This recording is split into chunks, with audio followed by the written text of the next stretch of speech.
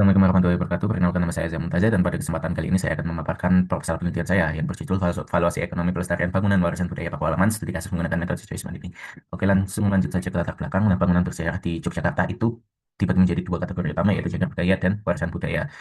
Itu berdasarkan Pergub DIY nomor 62 tahun 2013. Nah, berdasarkan Pergub DIY nomor 55 tahun 2014, bangunan yang terdaftar sebagai cagar budaya berhak mendapatkan dana atau anggaran dari Pemda untuk pemeliharaan dan perawatan. Sementara itu, bangunan warisan budaya belum mendapatkan pendanaan tersebut.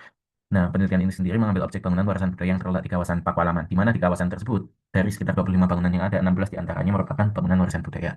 Terdapat bangunan-bangunan yang berstatus warisan budaya dengan kondisi fisik yang kurang baik dengan keterbatasan anggaran untuk perbaikan. Hampir semua bangunan warisan budaya di Pakualaman rusak plafon dan temboknya, dan terdapat kerusakan dinding pada bangunan warisan budaya yang dalam Nyawinotan. Peningkatan status dari warisan budaya menuju ke cagar budaya sulit dilakukan karena menurut informasi manajemen terbatas pada fakta bahwa bangunan-bangunan di Pakualaman sendiri itu tidak memiliki manuskrip maupun catatan sejarah yang mendukung keberadaan mereka. Lalu lanjut ke hasil penelitian. Eh, Penelitian mengenai evaluasi ekonomi bangunan bangunan bersejarah sudah sering dilakukan baik di internasional maupun taraf nasional.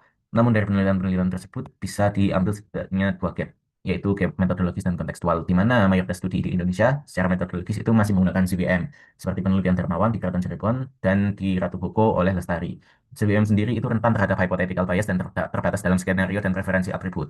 Penelitian ini mengaplikasikan source modeling yang diharapkan bisa memberikan hasil yang lebih akurat dan aplikatif. Lalu ada kesenjangan kontekstual di mana riset yang ada itu cenderung fokus pada objek berstatus cagar budaya yang sudah menjadi prioritas, sementara riset kali ini fokusnya kepada warisan budaya yang rentan karena belum mendapatkan alokasi pendanaan dari pemerintah.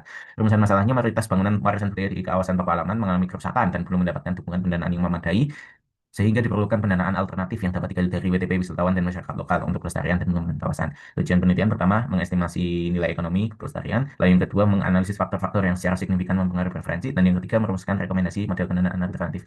Manfaatnya, pertama, memperkaya literatur terkait dengan choice modeling, yang kedua, memperkaya literatur terkait valuasi warisan budaya, lalu secara praktis dapat digunakan untuk pengelola sebagai penentuan prioritas perbaikan berdasarkan preferensi publik, dan yang kedua dapat digunakan untuk merancang skema pendanaan partisipatif. Lalu bagi penelitian selanjutnya menjadi studi yang dapat digunakan sebagai pembanding. Kerangka teori digunakan ada manajemen properti, non-market valuation, dan social modeling itu sendiri.